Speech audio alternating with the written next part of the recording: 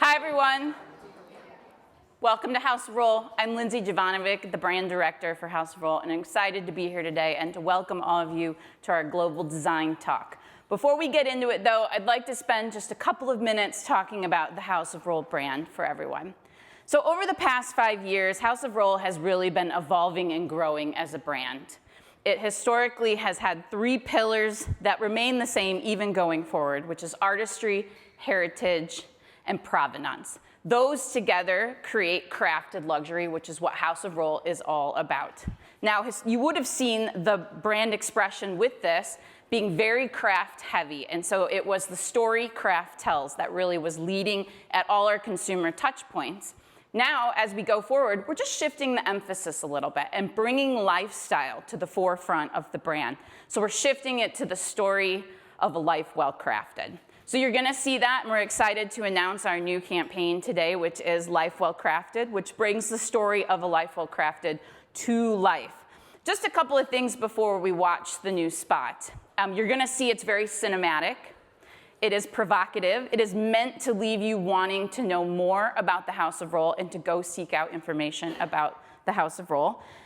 It is artsy, it is black and white, so we have done something very different in the industry and taken sort of finish out of the equation, and we're really just leading with the beautiful designs and details of the products. So with that, I'd love to watch the spot.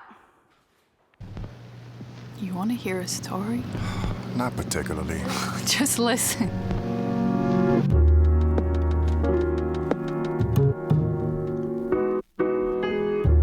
There was once a man, and there once was a woman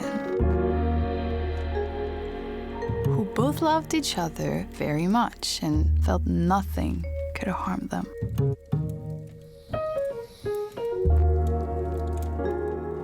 But this intense love that bound them together was also the thing. So, who are we performing for tonight? Oh, people you don't like. I do not like them.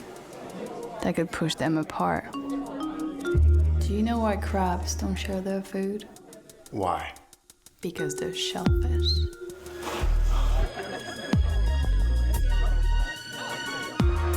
What was once wilted is now full of life. What do you like about me? I knew it would never be boring. Comment ça va? Je suis fatiguée. Well, with great love comes great drama.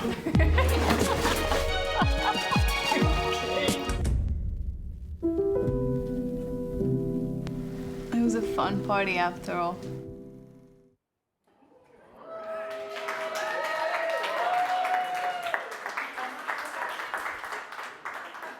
So now I'd like to welcome Alison and our other panel members to come on up. Yeah. Yeah. You can get in your chair. Just hold it. Thank you so much, Lindsey, and thank you, House of Rohl, for having us in your beautiful showroom here in Chicago today and for sponsoring this incredible event. Your ad campaign is just spectacular and really showcases the glamour and magic that House of Rohl offers. Similar to how the video just transcends everyone in the room today, today we are here with a fabulous group of designers to discuss how luxury transcends the senses and inspires the world with fine craftsmanship and innovation. It is such a pleasure to be here with this talented group of individuals. So on my left, we have Cara Mann. Cara is a Chicago-based interior designer who has merged her background in fashion, art, and design to create distinct interiors that reimagine the possibilities of mixing the modern and traditional. Cara is the founder and creative director of Cara Mann, which she established in 2005. And then we have Joy Williams. Joy runs the Chicago-based boutique design firm, Joyful Design Studio. Her sophisticated design style draws influence from her extensive travels and often revolves around sustainable materials. And we also have Amhad Freeman. He's the owner of the Nashville-based interior design firm specializing in residential and commercial development projects. Ahmad's work is known for incorporating clean lined yet timeless design aesthetics. Amhad was also one of the designers for Architectural Digest Iconic Home, our virtual show house. Thank you, Amhad. And last but not least, we have Lindsey Jovanovic, the Director of Brand Marketing for House of Rohl. In her role, Lindsey has been instrumental in driving innovation and increasing awareness. Thank you all so much for being here. So let's jump right in. So first I have a question for the designers, and just answer however, in any order you feel. What does luxury mean now as opposed to the luxury of 5 years ago? What has shifted? What are some of the biggest demands you're hearing from luxury clients now? Oh, sure. For me, luxury means living authentically. It means using well-crafted products in your home, things that you actually love, not things that are fast and disposable, but things that will last the test of time.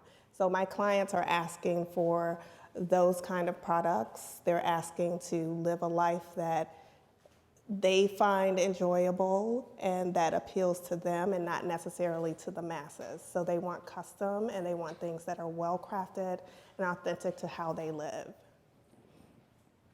I mean, I would say sort of the same thing. I think everybody's living a little bit more authentically after having been forced to be at home with yourself for a while. I think people have, I think tuned into who they are, and I think that that's really important in design. I always, my approach to design is never that it's about me, because you're designing residential homes for other people. So I want them to feel truly themselves in their spaces. So I try to really weave in or get into their heads to figure out what luxury is to them. And I think you're right. It's like being who they are. I think we tend to push really fabulous materials because it's fun, and yeah, just living well, living easy. Yeah, that's right. For me, everyone's been stuck in their home for the past decade, it seems, and and so now people are really thinking about how they want to live in their homes. Instead of going out and getting something just to fill the space, now people are actually thinking about what they want to look at, because we're working at home now. Our kids are at home a lot more, and so it's not just running out and getting something just to put in a space. They're actually thinking about what they want and how they're going to lay on their sofa and how they rest at night. So they want good, comfortable, bedding, or their plumbing, for instance. I mean, it needs to be beautiful because they're looking at it more. And we're kind of taking a slow pace to things now. So for me, it's getting rid of the clutter and just making the house clutter-free and just easy. Maybe you can come over. I'll be happy to. All of you. Lindsey, what does luxury mean to the House of Rohl? How are these ideas taking shape in what you're developing, and what's next? Yeah, so it's very much like what we've talked about.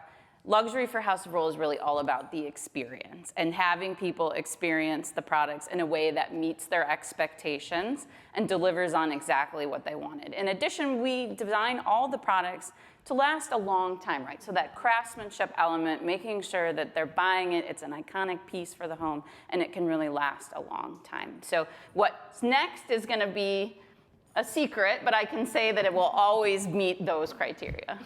Okay. Well, to the designers, I'd ask you if you'd give us an example of how you've integrated luxury into your own homes, or maybe a home you might have in the making for one of you, or in your mind. But what's an example? Yeah, so I was thinking about this. There's one piece in my house that is like my be-all and end-all. I love fashion, and so I was actually gifted a chair by Rick Owens. And to me, it is like the most luxurious thing, even though it's the most uncomfortable thing to sit in, but it's art, it's furniture, it sort of like finished my space. So there's that kind of thing, but then I think, I think about the vintage pieces that I find that might not be luxury, but they feel luxurious to me. This sofa that I have, this leather sofa that every time you sit in it, you're like, this feels so good, thank God. So I think kind of like the diversity is kind of how I like to roll. It's a contrast to Rick Owens' chair. Yeah, and a very vintage piece that I luxurious. found, yeah, totally. So luxury doesn't have to mean price tag, I guess, was the point of that. So, yeah. Right. For me, I always like to have an artful home. So to me, art finishes it. So if I can get a piece that I just really love, like save up for it and put it in my home, and kind of it becomes the piece de resistance for me. And so if I have art as well as well-crafted things in my home, then I think that that's luxury for me. For me, it's more about the materials and not just the fabrics on the sofa. It's about, the nightstand, what's covering it. And in my particular home I just purchased here in Chicago, I redid both my bathrooms. And it's about the texture on my vanity in my bathroom. I use chagrin. And so I'm all about those tactile, how everything feels to me. I've always told my clients, don't use marble if you're gonna use it a lot, but I went ahead and did that in my bathroom. So I splash water everywhere, and I just don't care because I love it, it's beautiful, and I make sure I wipe it down, Right. That's right. But And you can tell your clients that you did it yourself and it worked and you love it. Oh. Yeah. Yeah. yes. Yeah, that's great.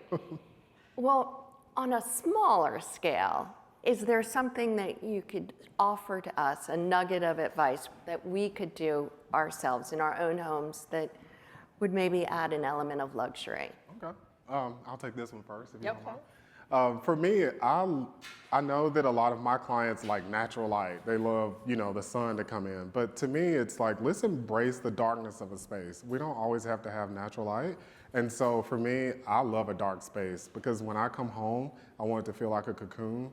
And I want it to be dark and moody so that I can relax and calm down. And to me, that's a feel of luxury when I walk into my place, especially when my friends come over and they're like, this feels like a cocktail lounge. Like, let's all get cozy. And I'm like, okay, let's do it. That happened by accident. So I love a dark space. I embrace it. Set the mood. Yes. Set the mood.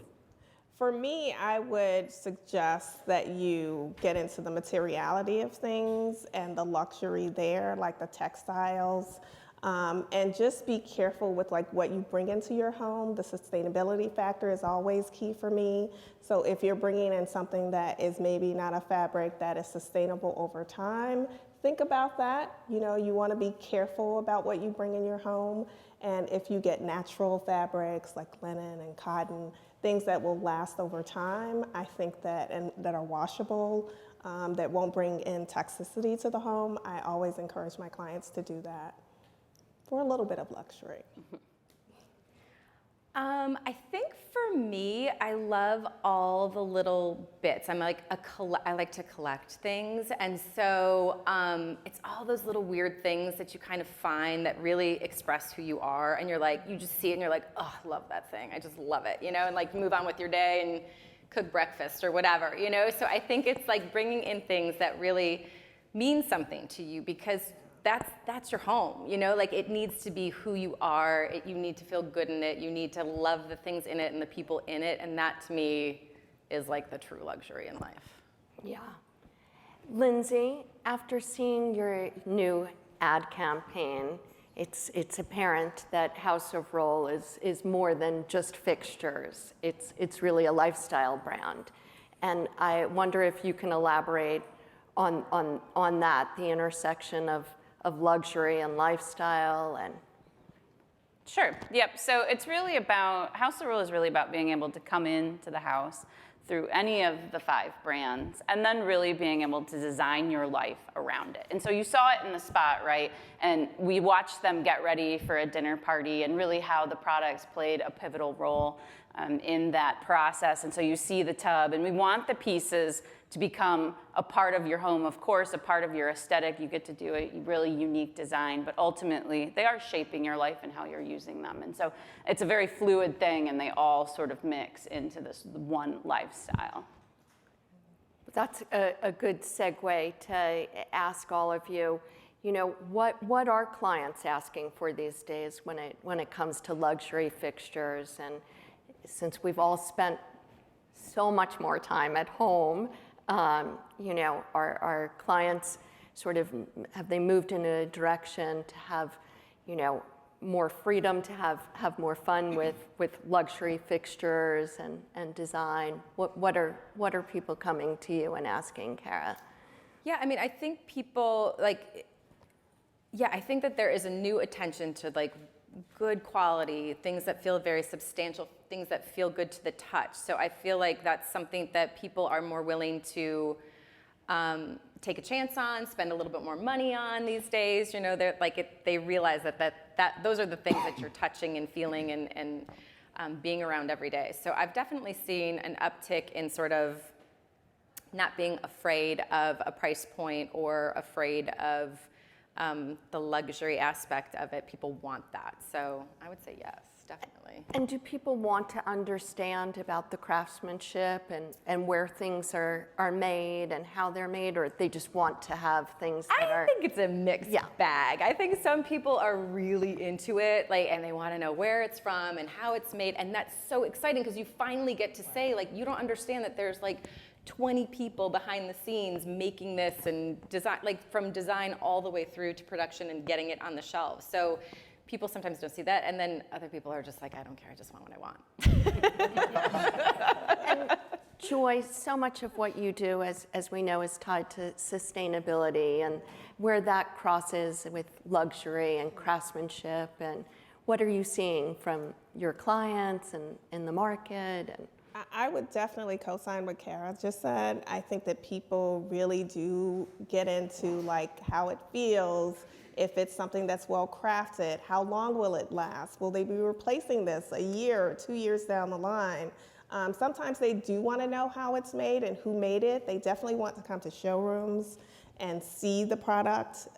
Even if they trust you, I think that they appreciate that you take them and you show them that this is what you're getting, this is how it feels, this is how it looks, this is how it will react.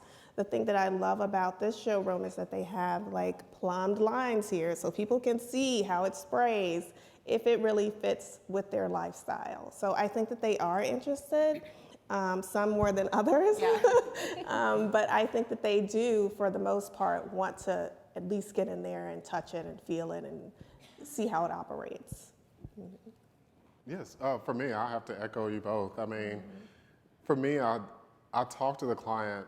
I'm more of an educator when it comes to these things. I definitely have been to this showroom and spoke to the lady here, and I want to know just as much as she knows, so that when I talk to my client, before I even give them a price point, they know, where this is coming from, they know how it's made, there's no plastic parts that are a part of it. So by the time I say, it's however much money it is, they're already bought into it, because they know automatically, one, I'm going to give them quality, and then two, they can look at it and tell, the finish and, the quality of the product and how it turns on and the ease of turning that knob, and, even in behind the scenes, the service of the product is important too. So I'm just a big fan of educating my clients before we even start looking at things, so.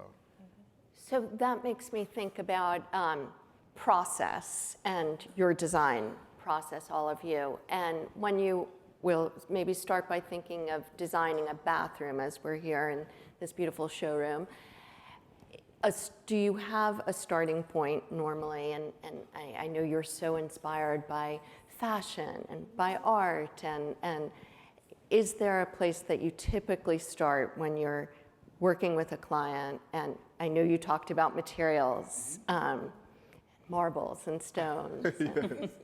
So for me, I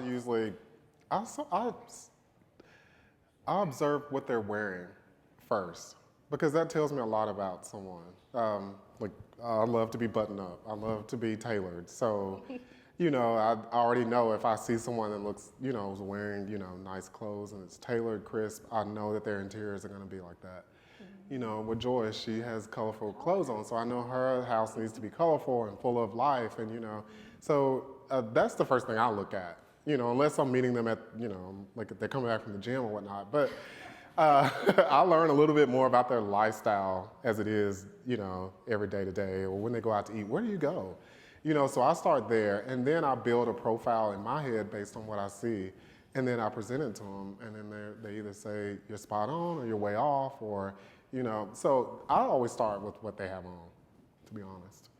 I like to start with how they live. So I like to visit the home. I like to see how they're living. Maybe the home is what they expect. Maybe it's not. Maybe they are leaning in a different direction than when they initially had their home done. So I do like to have a deep conversation with them about that. But I definitely start with the materiality, the products, if it's a kitchen, I start with the stone or the fixtures.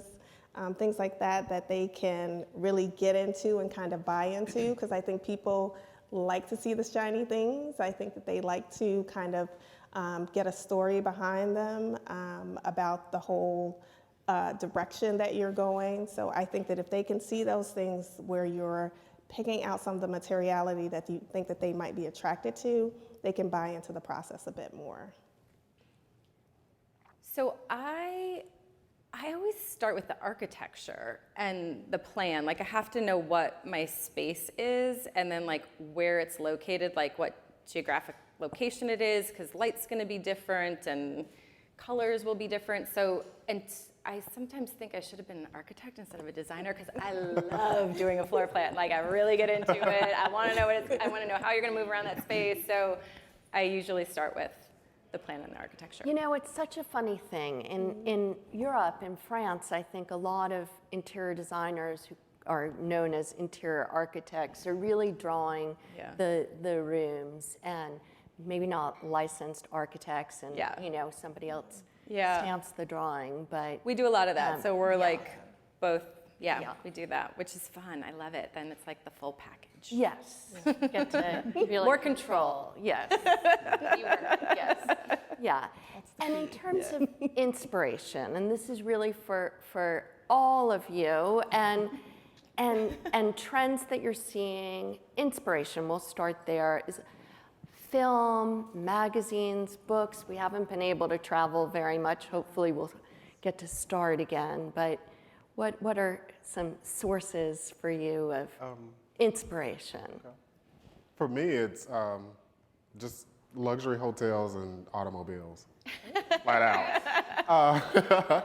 So I love a nice hotel. I know some people are like, I'm not gonna be in my hotel. It's like, whatever. When I come home from a day of travel, I want to be in a bed in a hotel that makes me feel like silk. So I want to be completely pampered. And then there's nothing better than a well-made car. There's a lot of craftsmanship that come out of Bentley and Rolls-Royce, which are my two favorite. Mercedes is also one. And just the way that they line that leather and the detail on the trim and on the dashboard and how it all flows together, if it's book match, suede roof with the, the list goes on. But, those are the two things that I get. I do a lot of research on cars and hotels. Just a ton of inspiration. I hope a lot of that research involves like actual experience. Oh yes, for sure. Yes. Yes. For me, usually it starts with art and color, hence the bright pink that I have on today.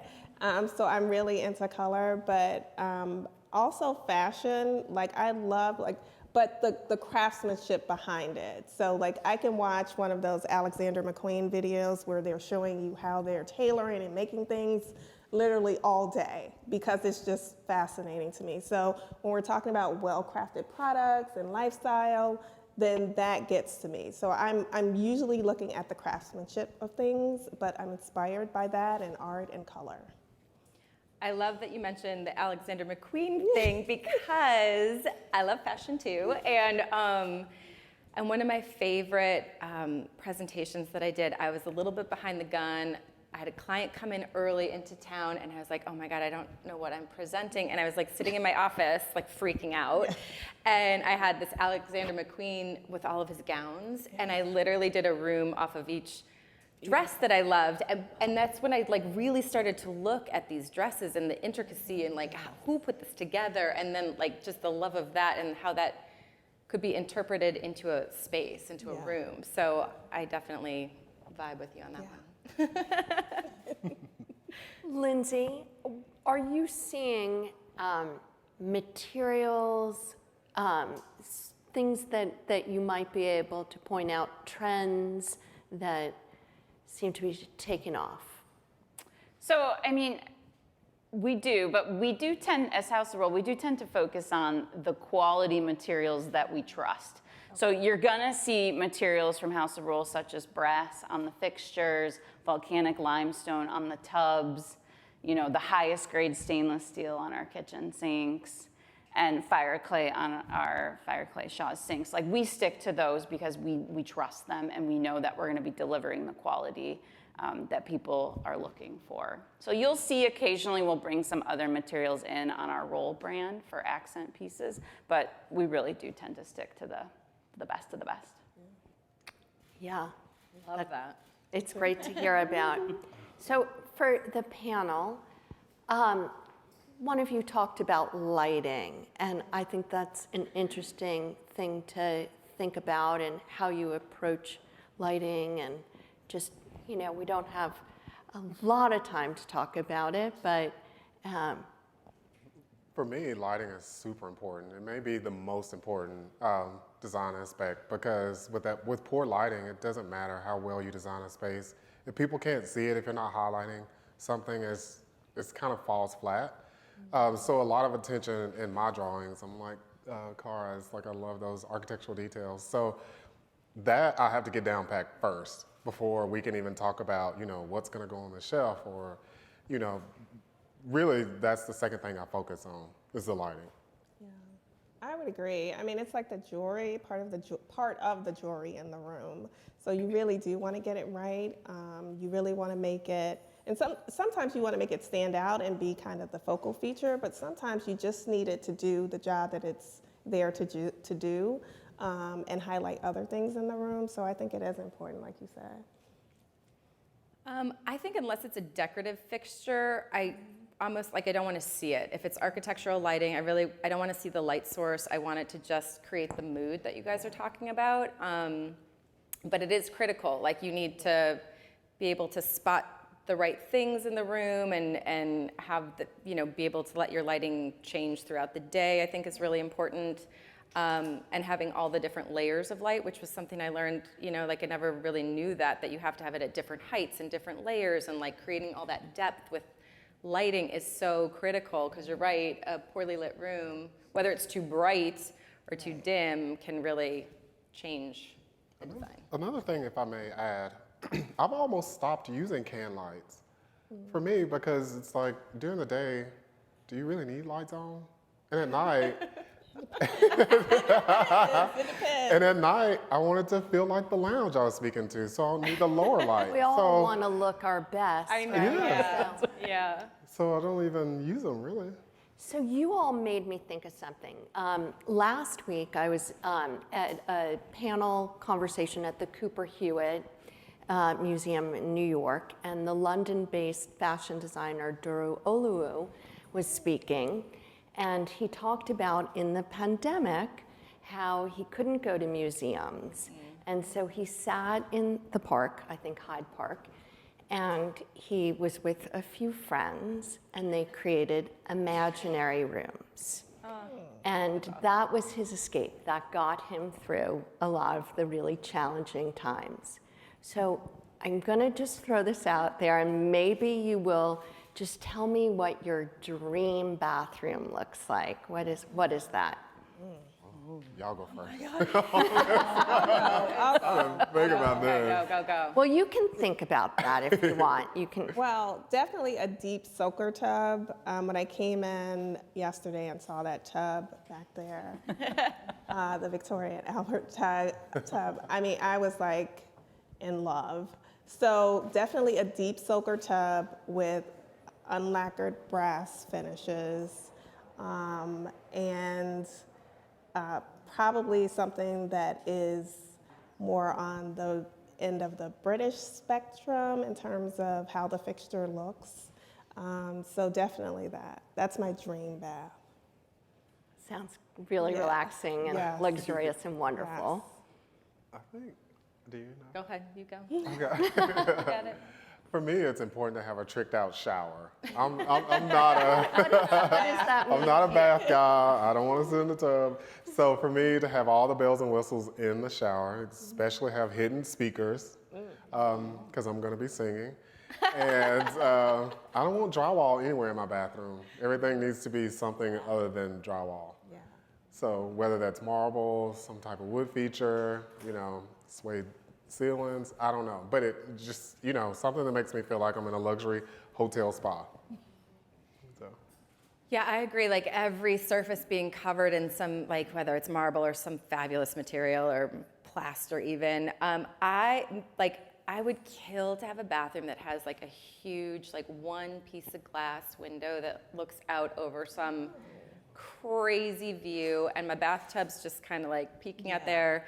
There's like a comfortable chair next to me in case I wanted to chat with someone. I don't know who that is, but in case I wanted to chat with someone. Furniture in my bathroom and really lush towels and like palette. I feel like whatever you look good in, because you gotta look good in there when you're naked. So. Sounds really nice. Yeah, they all sound really nice. Well, we really cannot be sitting in the showroom and neglect to speak about kitchens as well. So, I wonder, when it comes to kitchens, what do you think is sort of the greatest luxury in a kitchen? I can go. I love a kitchen. I love when people are just milling around and you're cooking and you're like all chit-chatting. So to me, it's sort of more open. I love it when there can be an area where there's a sofa that people can sit on and drink a glass of wine while you're cooking. So for me, it's very much about the experience. I also like a kitchen that is hyper organized, but behind the scenes. So like every cabinet you open, everything's like perfectly organized. You know exactly where to go to get things. The inside of the cabinets are treated as beautifully as the outside of the cabinets. Soft, warm. Yeah. So I would agree with what you said. The comfort level has to be there, and I do like it feeling like a living room more than a kitchen, but I also love a fireplace. Oh yeah, I forgot to mention that. That is I would amazing. love a fireplace in a kitchen, and I like the sink in the, like if you have an island, I like it in an island so you can talk to everyone and kind of interact. So, and I like a deep sink. Like that one, something very deep. And I don't like them broken up into like two sinks. I like one big sink. So yeah, something with a fireplace and comfort and just coziness. Yeah. For me, I'm not a cook. I'm not Okay. cooking. It's hard. I'm not it's cooking. Hard. And so my kitchen needs to be a show kitchen. I mean, no upper cabinets. I don't want to see that at all. It needs to have art on there, some fabulous mosaic, situation, or maybe a bronze backsplash that's carved with the Chicago skyline. I don't know. Just a showman's kitchen, because I'm going to hire somebody or I'm going to go out, and I just want a showstopper. At the end of the day, just a showstopper kitchen. Love it. Yeah. It's not my life, but I'll take it. Yeah. I'm not Great.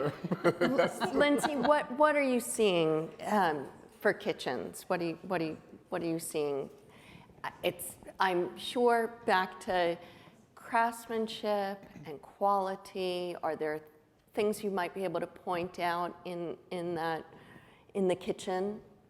Yeah, I mean, I think we've touched on it. We're definitely seeing functionality is key, right? Like the deeper sinks, easy to clean, being able to use your faucet to pull it down and really clean and rinse your sink out. Just functionality is key in the kitchen while still looking beautiful, right? And lasting a long time, so. Yeah, great.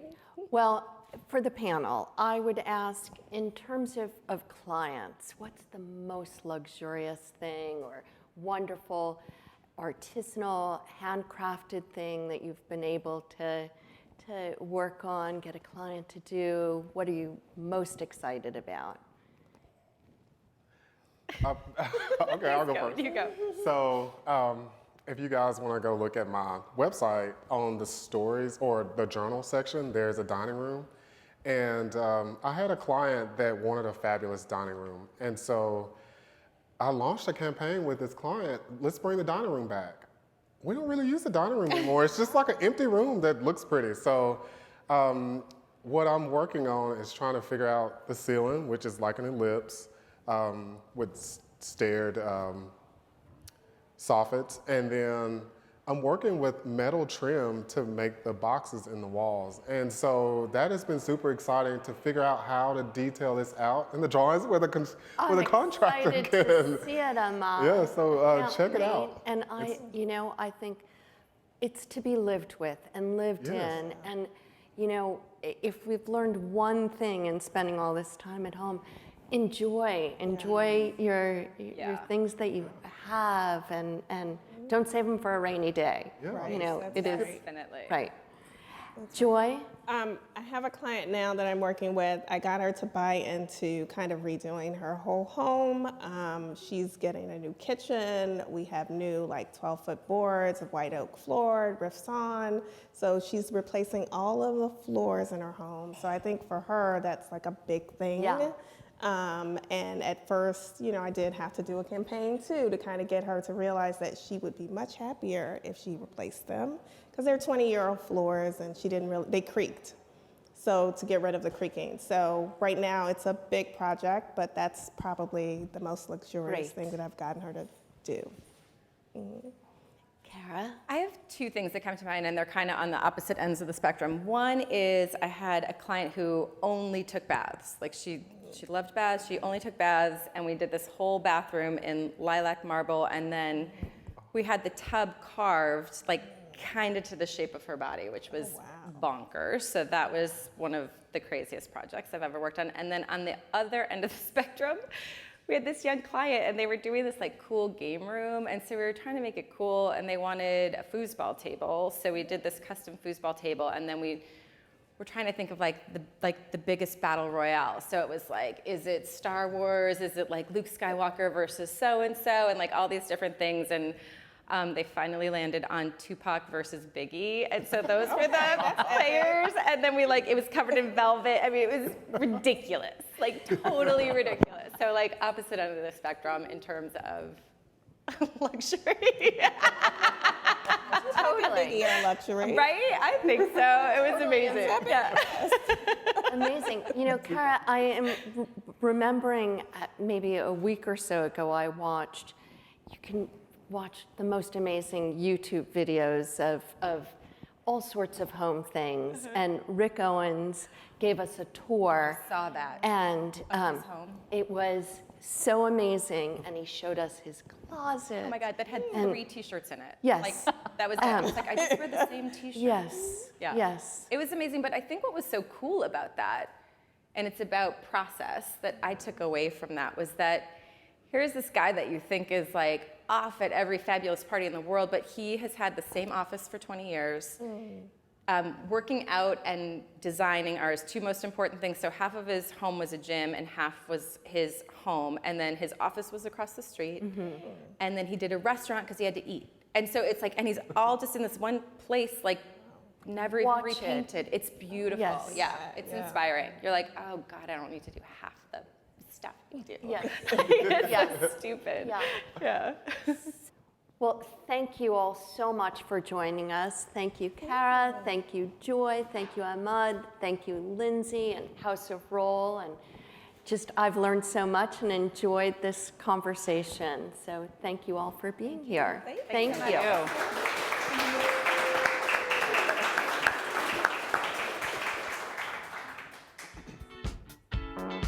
you.